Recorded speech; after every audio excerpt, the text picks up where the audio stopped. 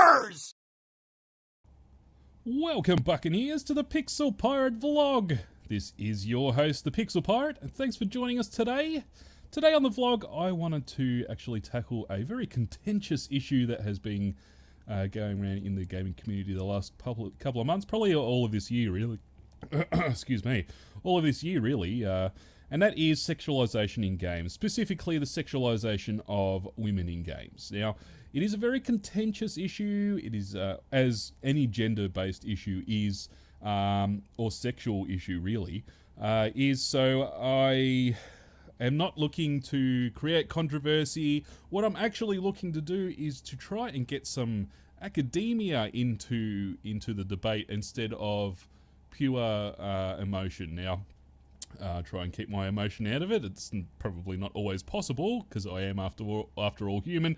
But yeah, I feel like there's the passion runs high, the people get upset, and really the debate gets skewed because it's more like, yeah, well, you're a poo-poo face, well, you're a big nose, and it's like, it upsets me, to be quite frank, because I love debating. I like debating issues. I like debating both sides of any issue because I just like debating, not because I like the actual, not necessarily because I am passionate about any issue in particular. I just enjoy debating. So I guess I could have been a lawyer in another life or something like that. I don't know. In any case, so what I wanted to do is I actually wanted to do a whole series of videos, but time constraints are other work I do on the channel, it's just not feasible.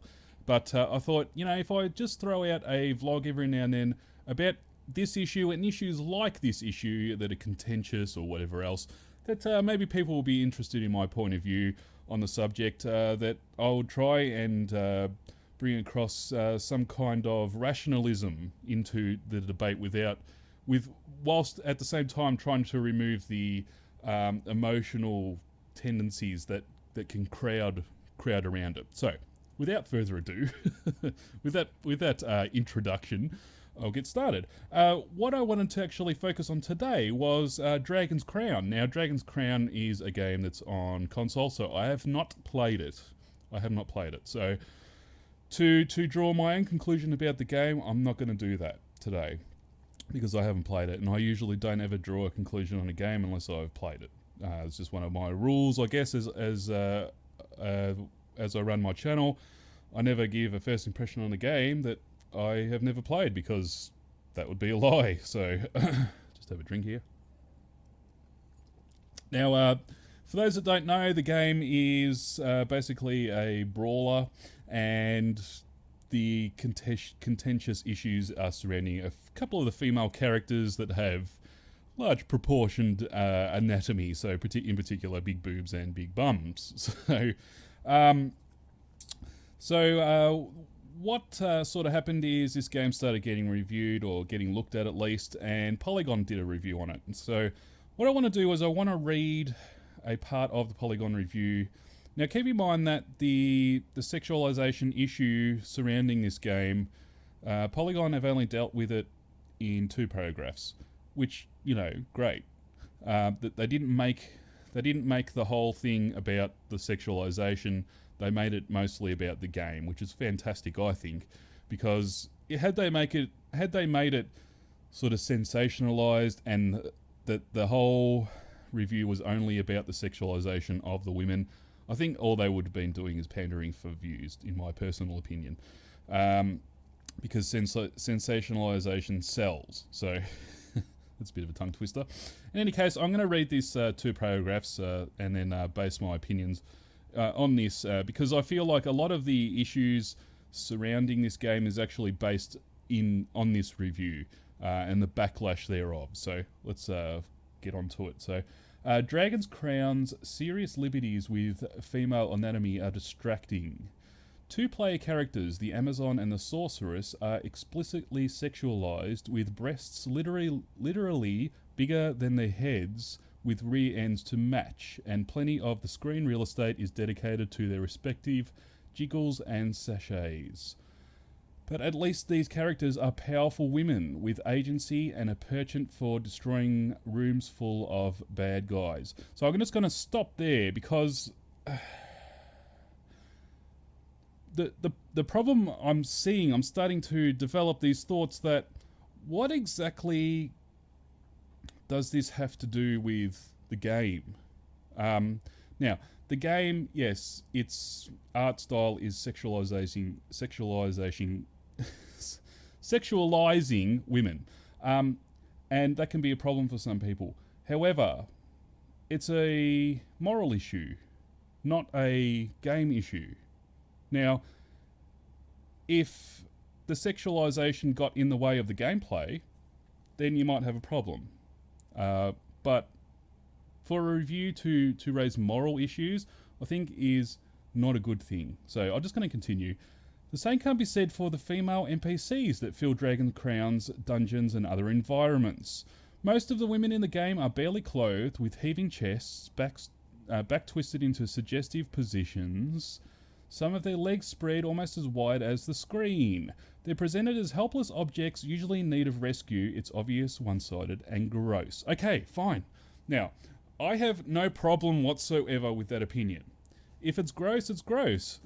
Now, so what some people need to understand here is that reviews in general... It's going to turn my heater off. Reviews in general are opinions. They're not editorialized, they're not journalistic in any way. People keep confusing reviews with a journalistic piece of work, and it's not. It's an opinion. You can't be objective in a review. It's always subjective. It's based on your past experience with games, your personal views, your gameplay preferences and styles. Even if you're bad at a game, even if you like it, then you might not be right for that review, or you might review it in a manner that might not be the best way. So, for example, I don't like Call of Duty games. I don't review them because I don't like them. So I'm going to say bad things about every aspect of it, and my opinion's going to be my overall result is the overall opinion of on me is going to be skewed for that game. Now, you read a different review, and the person who plays those kind of games all the time is going to really like that game and give it a good positive review, and perhaps more objective than mine. So, or someone that only plays them sometimes might give it more of an objective view. So, the best way to actually handle reviews is to read a lot of them about the same game. And the reason for that is because you get a spectrum of opinion, as opposed to a narrow opinion of one person or a few people. And I always like to say that you should always pick people that you feel like have similar tastes to you when they're reviewing games. If they like the same kind of games as you, then you're likely to pick up games that they like because you like them too. So, with that said, I feel like that the current trend of raising moral issues in games in a review is really bad. It's a bad precedent to set. And the reason I feel that way is because if we're going to do that with sexualization, then we need to do it with everything. We need to do it with violence. We need to do it with swearing and dialogue. We need to do it with anything that's a moral, contentious issue for any kind of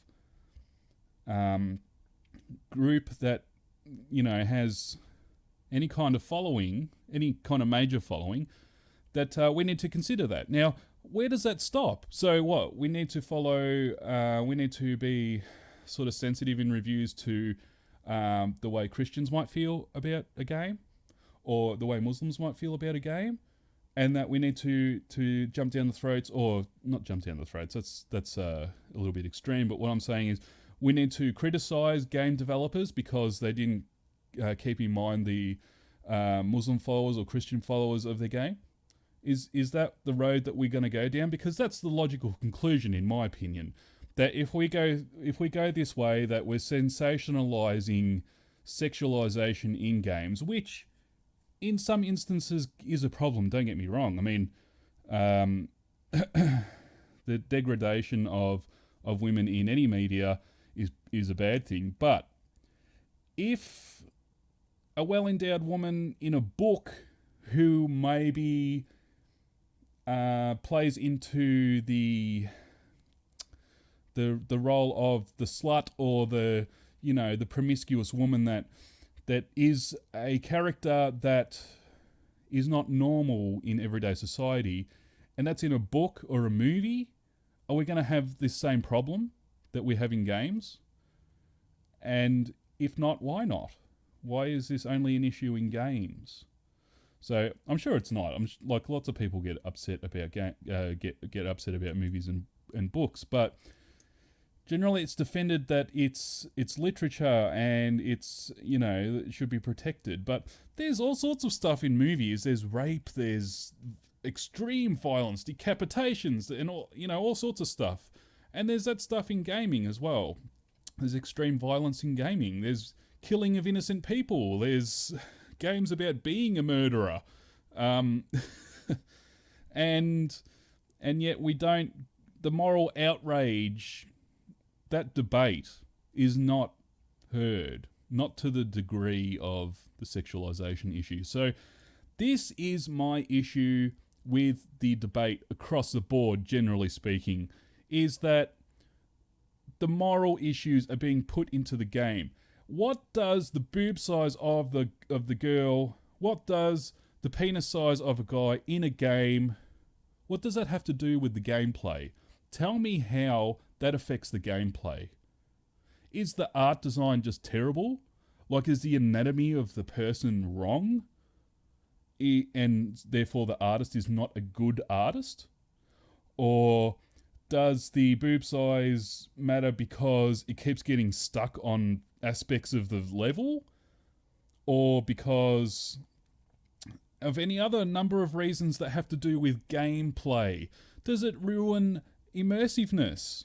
There was no mention that I could see in those two paragraphs that said anything about how it affects the gameplay. Not even immersion, not storyline, nothing like that I could see. Maybe you can make a case for immersion and storyline, maybe, but it wasn't specifically said. These things that destroy any immersion I had in the game because it was just a ridiculous, like the anatomy was ridiculous. I just couldn't take it seriously.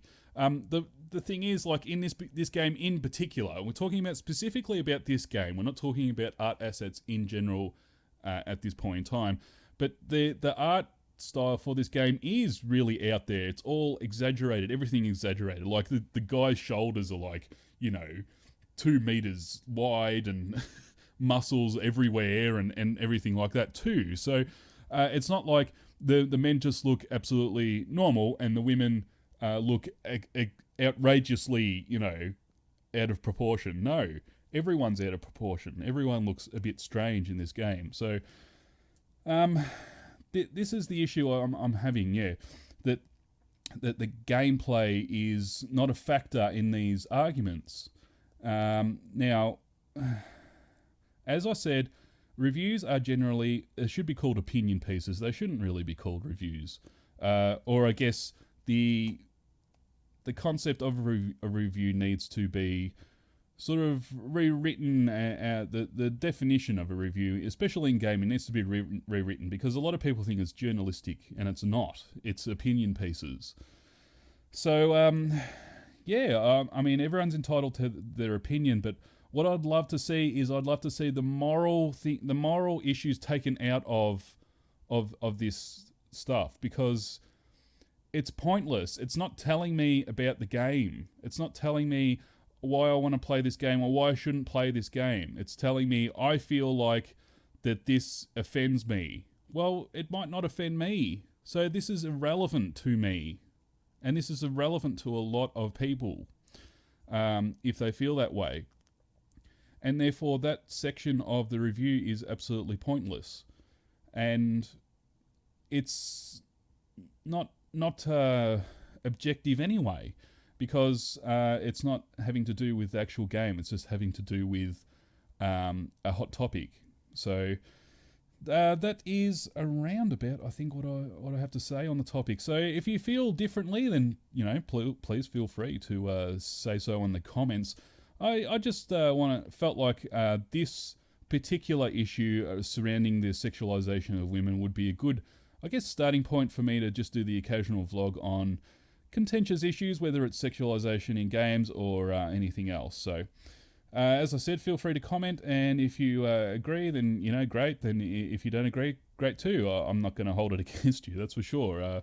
I really like hearing different points of view, so if you have a point of view on the subject, then do please leave it in the comments. So that is about it for today. So if you like what you saw today, do please remember to hit that like button. It really helps the channel out. And you can also follow me on Twitter at the Pixel Pirate. This has been your host, the Pixel Pirate. Thanks for watching, everybody, and I will see you next time.